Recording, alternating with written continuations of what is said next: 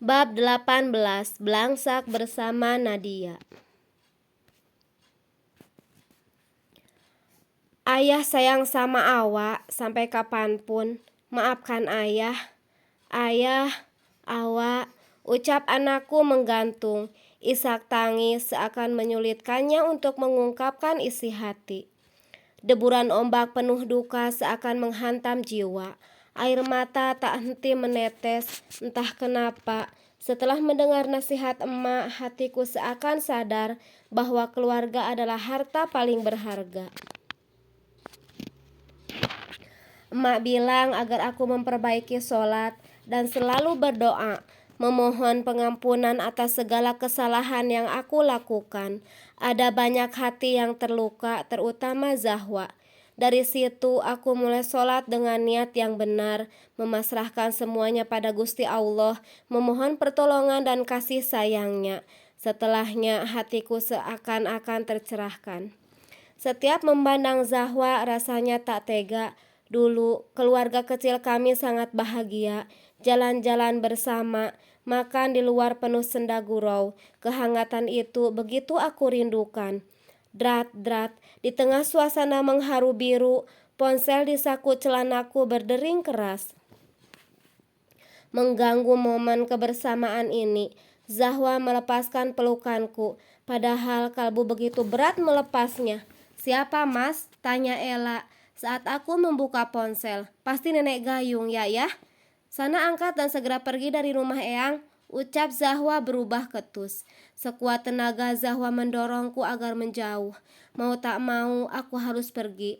Sesuai janji yang sudah terucap, aku matikan sambungan telepon supaya bisa berpamitan terlebih dahulu. "Ayah, pulang ya nak. Ayah janji akan sering menemui kamu di sini." "Gak usah ya, sana pergi." Perih mataku lihat ayah. "Ella, nanti aku akan mengurus perceraian kita di kota ini. Maafkan aku, tolong tetap izinkan aku bertemu Zahwa." "Iya mas, gak usah lebay gitu. Kamu yang menanam, maka kamu yang menuai. Semoga Gusti Allah menyadarkan kamu mas. Kalau perlu kamu diruqyah sana, takutnya dipelet si Nadia." Aku memilih diam, mendengar penuturan Ella. Di satu sisi hatiku seolah membenarkan perkataannya, namun di sisi lain aku seakan tak rela kalau Nadia difitnah yang tidak-tidak. Sesudah berpamitan pada emak dan Laras, aku segera angkat kaki. Meskipun langkah ini terasa begitu berat, sekilas aku melihat Zahwa memandangiku di balik jendela. Dengan berat hati aku naik ojek sampai di jalan besar, kemudian memesan taksi online menuju bandara. Drat, suara ponsel lagi-lagi terdengar nyaring. Nadia terus mengirim pesan dan menerorku. "Halo, iya dek, kenapa? Kenapa? Gimana rencana kedua kita? Apa Zahwa lulus sama kamu?" Kedatanganku ke rumah ibunya Ella memang berawal dari rencana gila Nadia. Dia menyuruhku menculik anakku sendiri dan mengancamnya supaya menyerahkan sebagian hak waris. Namun setelah memandang anakku, rasanya tak tega, apalagi sikap baik emak begitu menyentuh kalbu. "Mas gak bisa melakukannya dek." "Apa? Payah kamu mas, cuman menculik anak kecil saja kamu gak bisa?" "Terserah kamu dek, sampai kapanpun aku gak bakal bisa menyakiti anakku sendiri." "Terus kita gimana mas? Kamu ini gila ya? Ingat mas, mereka sudah merebut semuanya darimu, rumah bahkan warisan." "Tapi aku gak bisa dek." "Halah, bikin emosi kamu mas."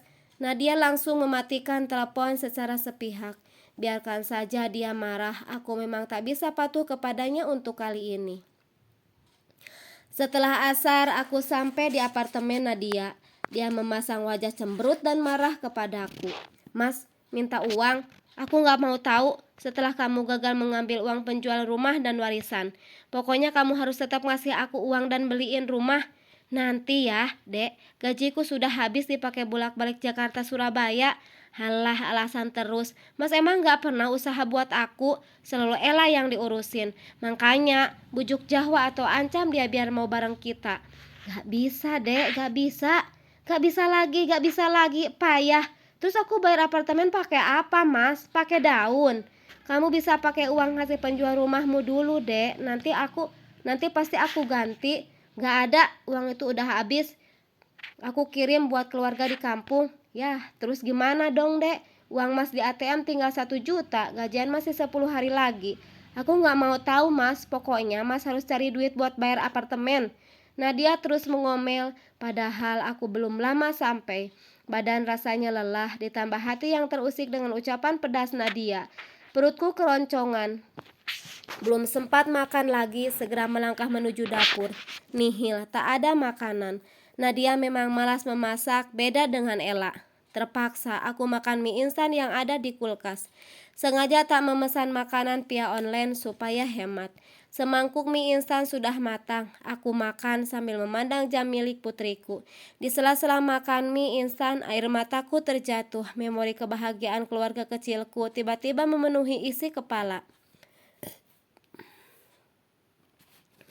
Ella tak pernah mengizinkanku makan mie instan, tak sehat katanya. Dia tahu aku punya penyakit lambung, maka dari itu setiap hari makan makanan sehat selalu tersedia untukku.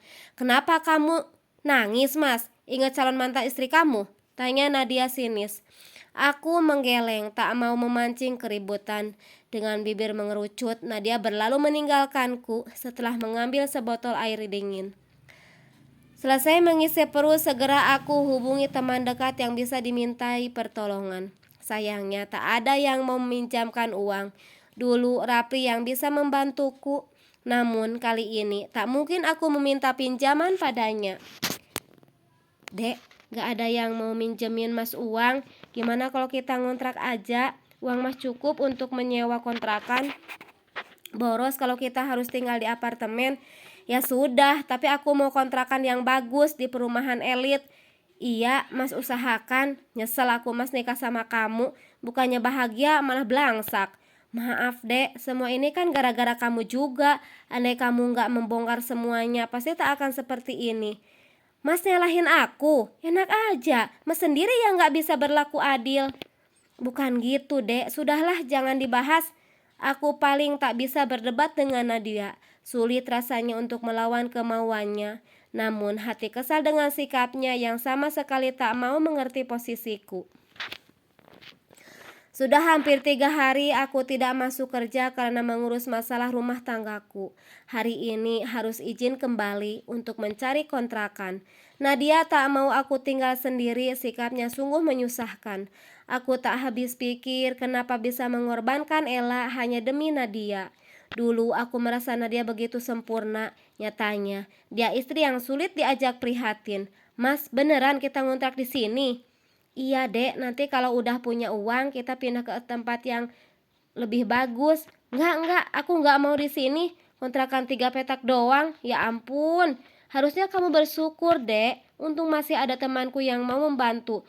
Beruntung aku punya teman yang memiliki kontrakan. Dia percaya padaku dan mau dibayar kurang dari separuh harga.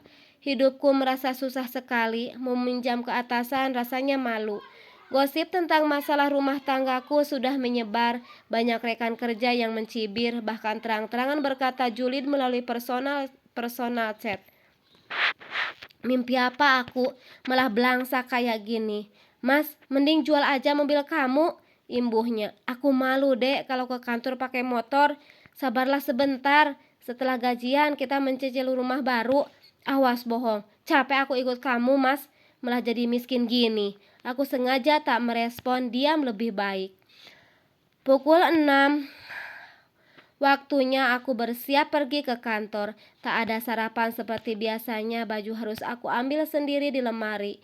Biasanya Ella sudah mempersiapkan semuanya, berbeda dengan Nadia yang masih tertidur pulas. Aku berusaha tegar menjalani pilihanku. Pak Ilyas, dipanggil Pak Bos. Baru beberapa jam aku mulai bekerja, sudah mendapatkan panggilan dari atasan. Kira-kira apa yang akan dibicarakan? Tak biasanya aku disuruh ke ruangannya. Maaf bos, ada apa ya? Duduk Ilyas. Bos besar memandangku dengan tatapan serius. Ada apa ini? Jantung berdetak tak karuan. Jari jemari bertautan untuk mereda kegugupan. Iya bos. Jadi gini Yas, gosip keluarga kamu udah sampai ke telinga saya. Ditambah lagi kinerja kamu yang menurun.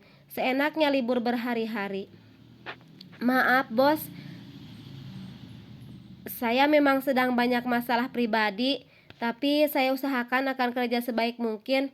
Pembelaan yang klasik Ilyas, saya tak suka cara kamu yang seenaknya meninggalkan pekerjaan. Kamu pikir ini perusahaan nenek moyang kamu, hah? Bentak bos naik pitam. Maaf bos, saya janji gak akan boros lagi. Janji pernikahan saja tidak bisa kamu tepati, apalagi janji pekerjaan. Mulutku terkunci rapat. Apa yang dibicarakan bos memang benar adanya. Masalah rumah tangga membuatku melalaikan tanggung jawab di kantor. Tapi bos, tolong jangan pecat saya. Saya mohon bos. Aku mengatupkan kedua telapak tangan memohon belas kasih bos besar. Kalau boleh jujur, saya ingin sekali memecatmu. Alah, kamu sebagai pria begitu memalukan, Yas. Saya saja meskipun seorang bos besar gak berani mengkhianati istri. Lah, kamu baru jadi manajer saja sudah gaya-gayaan, ucap bos membusungkan dada penuh kesombongan.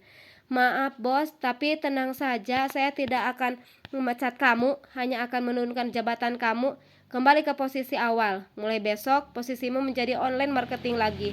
Bos, tolong beri saya kesempatan sekali lagi untuk memegang tugas manajer. Tidak bisa, saya tidak menerima negosiasi. Keputusan ini sudah final, silakan kamu kembali bekerja. Dengan tubuh lesu aku keluar dari ruangan bos besar. Ya Tuhan, masalah apa lagi ini? Sudah diusir bapak, dibenci Zahwa, dimarahi Nadia. Sekarang harus turun jabatan. Pekerjaan hari ini sangat menyita pikiran sekaligus mental. Aku harus menyiapkan hati yang lapang. Para musuhku seperti Rapli pasti senang melihatku perlahan hancur. Mas, aku mau berlian. Habis gajian langsung kasih duitnya ya. Pulang kerja bukan disambut dengan secangkir kopi, tetapi malah dihadirkan beban baru. Nadia benar-benar istri yang tak berguna. Di masa sulitku dia masih saja meminta barang mahal. Gak bisa dek. Kenapa? Kamu pelit banget sih. Kita harus ngirit dek. Mas dipindahkan ke kejabatan semula. Apa? Mata Nadia membelalak sok. Dia meremas bajunya karena kesal.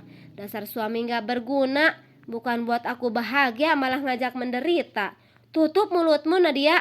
Kenapa? Emang kenyataannya begitu? Nyesel banget aku sama kamu mas.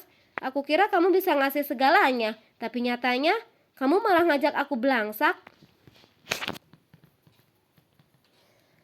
Nadia menghentakkan kaki kesal. Dia masuk ke kamar, menutup pintu dengan kasar, lalu menguncinya.